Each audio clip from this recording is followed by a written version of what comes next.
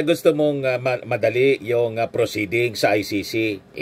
Kung ano-anong mga delaying tactics yung ginagawa ng mga abogado ninyo, pati dito sa Pilipinas, may mga petisyon sa Supreme Court. Sabi nga po ng mga legal luminaries, hindi ito magkakatulong. Lalo lang natatagal kasi siyempre may counter actions yung prosecution. Lahat ng actions ninyo may counter actions. So it will take time. Lalong hahaba yung oras ni Digong dyan sa dahig. Imbes mapadali po yung proceedings na kung madesisyonan ka agad, di makakauwi na siya kung acquitted. Kung hindi siya acquitted, kung ang judgment mga kababayan ay conviction, dyan na po siya mabubulok sa dahig.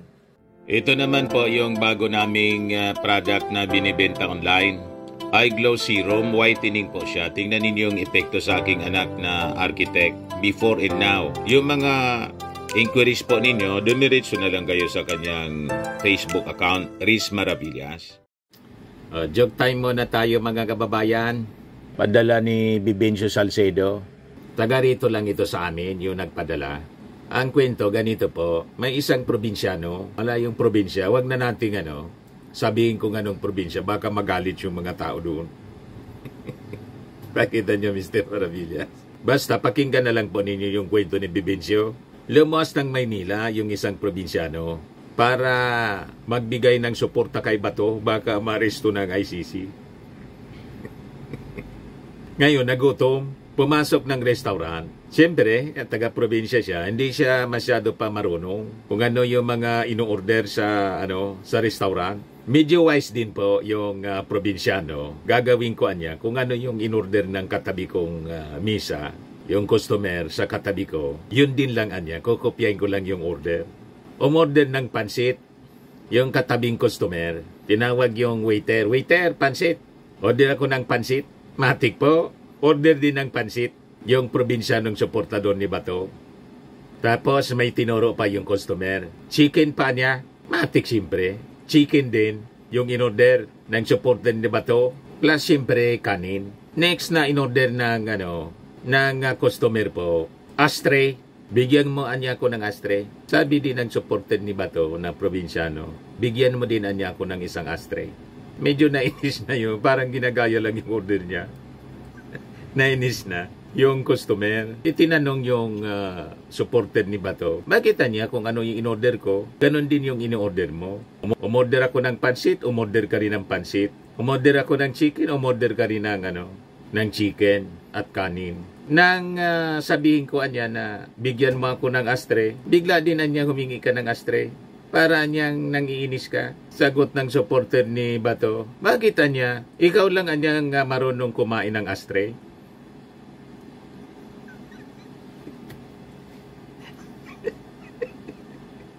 Oo nga naman, ang akala ng customer, siya lang ang marunong kumain ng ashtray.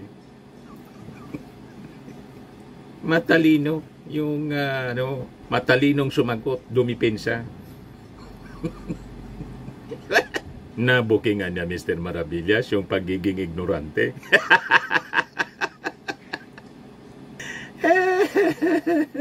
Matik na, 200 pesos. Kaya lang ito si ayaw man yata ng 200. Si Bibencio, naliliitan. Badala mo na lang yung GCash mo. Sa'yo namang pang-load pa yan, di ba? Kasama ka na rin dito sa raffle. Pag nabunot yung pangalan mo, 5,000, medyo malaki na. Monthly draw 5,000. Sa December, 10,000, mas malaki. Di ba? So, dito na tayo mga kababayan sa ating seryosong topic. Kasi si Sara Duterte, sabi dito sa balita, uuwi na siya at willing siyang mag-appear doon sa Senate Committee hearing ni Amy Marcos. Pagpabor sa kanila mga kababayan, matik yung reaksyon nila. Pag yung mga hearings na pabor sa kanilang interes. But anyway, ibigay ko sa inyo mga kababayan yung kwento. Ayan, yung balita dito sa Manila Bulletin. BP Sara willing to attend Senate hearing on Duterte arrest. Still friends with Senator Amy. BFF po, friends forever. Best friends forever. Pero sabi ni Sara Duterte mga kababayan, dalawang bagay lang anya yan. Pwede anya na nagpaplastikan lang anya kami. Or talagang friends Beyond. Yan yung sabi po ni Sara Duterte. Ako tingin ko, mas tama po yung una niyang sinabi na nagpaplastikan lang sila. Pati si Amy Marcos, malamang pinaplastik lang mga kababayan sila nito.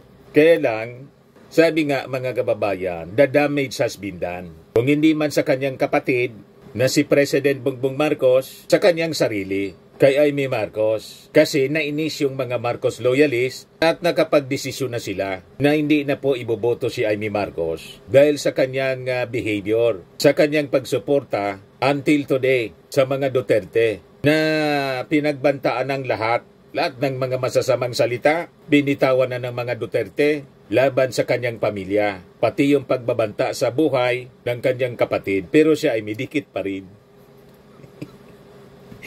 O ngayon, sabi rito sa latest na balita, a-attend sa Senate hearing ni Amy Marcos. Nang intensyon, siraan po yung pag-surrender ng ating gobyerno sa Interpol and finally sa ICC. Yan ang persepsyon ng marami. Pero kay Amy po, in aid of legislation ito.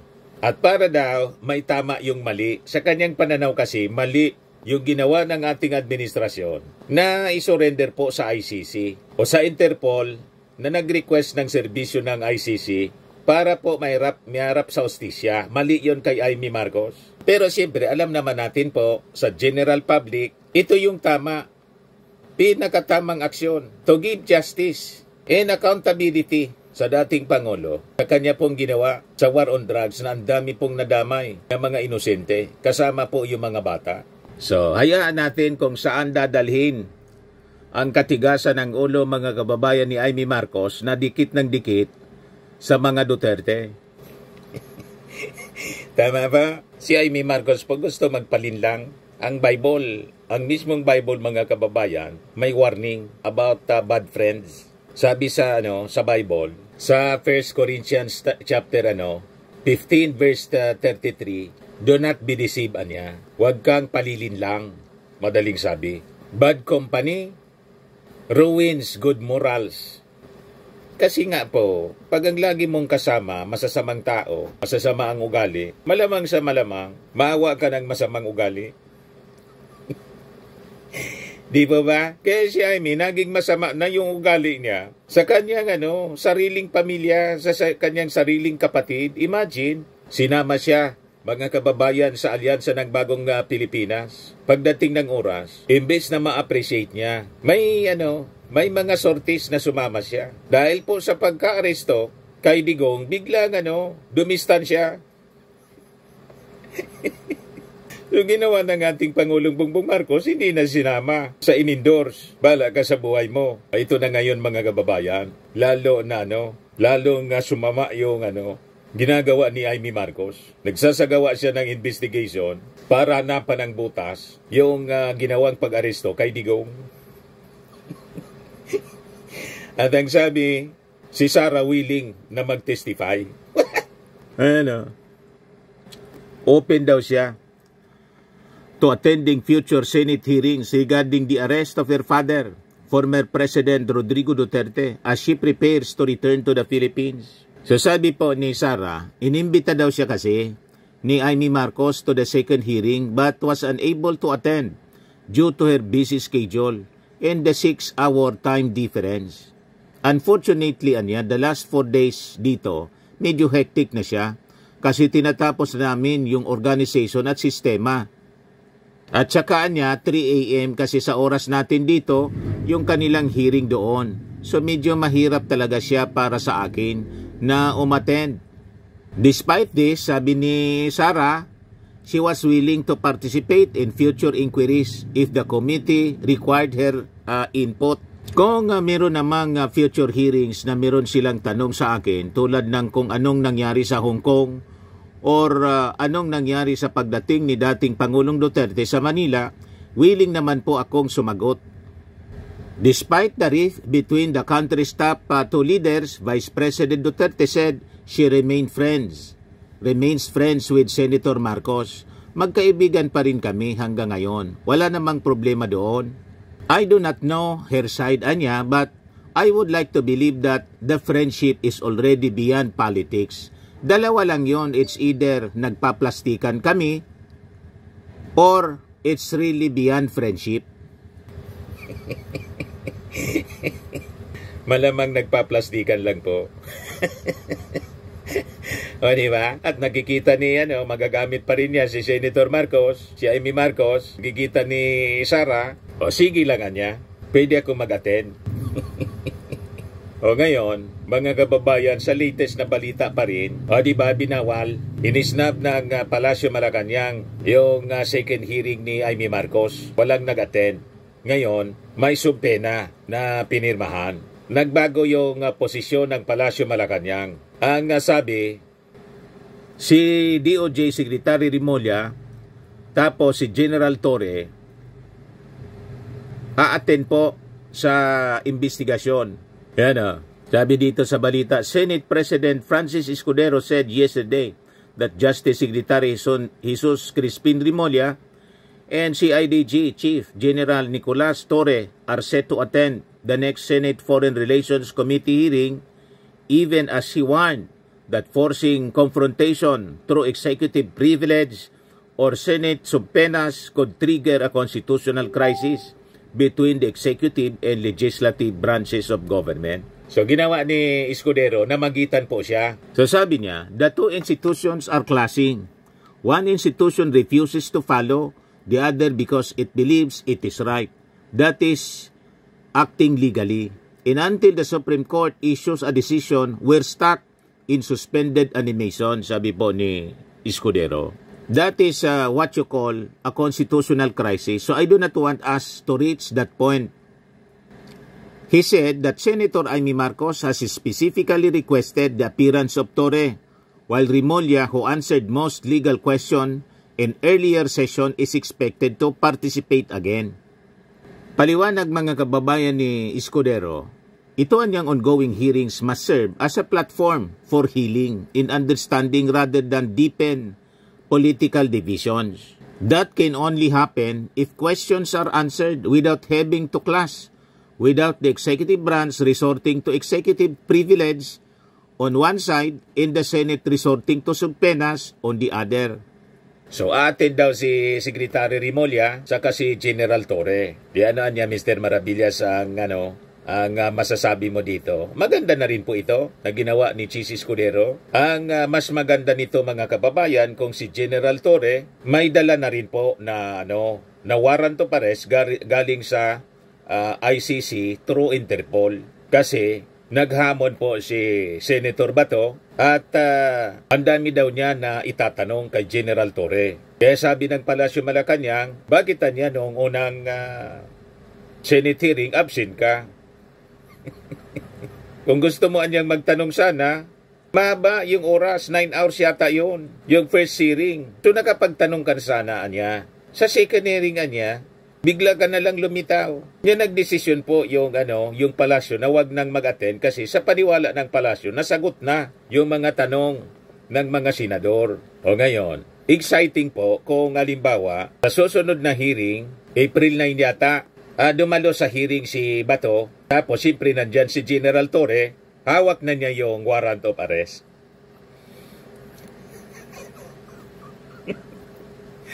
Para naman po, hindi na mahirapan, diretso na sa dahig, at may mag-asikaso naman po. Siguro naman nakanda na yung eroplano para mag-asikaso personal kasi pauwi na si Sara, at least may papalit si Bato. Kailan permanente na. Ikaw niya talaga, Mr. Maravillas. Ay, siya man lang yung nagsabi na kawawa daw si, walang nag-asikaso, si dating Pangulong Digong. O ito na yung pagkakataon, sabi ninyo walang iwanan. Dapat sama-sama na kayo doon, pati si Bongo. Wala nang uwian. Masarap naman yung buhay doon ng dating Pangulong Digong. O diba? At para, amanos na. Sa totoo lang po, importanteng masagot nila ito. At kung hindi sila nagkasala, hindi sila nagmalabis sa pagpatupad ng war on drugs, sabi nila, tama, kailangang ipaliwanag nila mga kababayan sa buong mundo. Kasi ang kaso nila mga kababayan na kinakarap crimes against humanity. Ngayon si Digong may pasabi na gusto daw niyang mamatay dito sa Pilipinas. Yan sabi ni Digong, everything that I did was for my country. Whether that statement is acceptable or not, but that is my statement. Everything I did for my country. Yan sabi dito, arrested former President Rodrigo Duterte wants the proceedings in his case for crimes against humanity to move swiftly, saying he could die anytime, but would rather take his last breath on Philippine soil. Not on your terms. Gusto mong madali yung proceeding sa ICC. Kung ano-anong mga delaying tactics yung ginagawa ng mga abogado ninyo, pati dito sa Pilipinas, may mga petisyon sa Supreme Court. Sabi nga po ng mga legal luminaries, hindi ito magkakatulong. Lalo lang natatagal kasi siyempre may counter actions yung prosecution. Lahat ng actions ninyo may counter actions. So it will take time. Lalong hahaba yung oras ni Digong dyan sa dahig. Imbes mapadali po yung proceedings na kung madesisyonan ka agad, di makakauwi na siya kung acquitted. Kung hindi siya acquitted, kung ang judgment mga kababayan ay conviction, dyan na po siya mabubulok sa dahig. And sa paniwala mga kababayan ng mga families, deserve ni Digong ang makulong at ang kanyang pagkakulong for life, kulang pa na kabayaran para sa more than 30,000 na mga namatay, hindi dumaan sa due process. At least siya buhay mga kababayan. Pero yung mga nabiktima ng AG case, lahat na po patay. At itong ating programa mga kababayan, atid sa inyo nitong ating mga sponsors. Fairmax Framing and Lifting Cream. Pinapay po sa mga pulses in affected area. Mainam po ito sa mga pains at paninigas ng mga kaso-kasuan. Ito sa mukha naman yung application, anti-aging, Automax po siya. Ito ay Glow 60 mga kababayan. Whitening po siya. Made in South Korea. Ito naman po, Ningxia Red Mix Fruit Drink. Gawa po siya sa goji berry. May anti-cancer properties po siya. At sa mga nagana po ng malinis and spacious fitness gym, pumunta lang po kayo sa aming Colossal Fitness Gym. May Grab Car Rental din po kami. At bills payment po sa aming office. At saka sa mga mahilig po sa mga imported bags, manood po kayo sa live selling ni Madam Aileen Rosales sa kanyang Aileen Closet po. Pati mga shoes, ito yung kanya po. Ito yung kanyang page. Kita ninyo, napakagandang mga online selling po siya. Si Madam Aileen Rosales. At cellphone number niya po, 773-798-7816.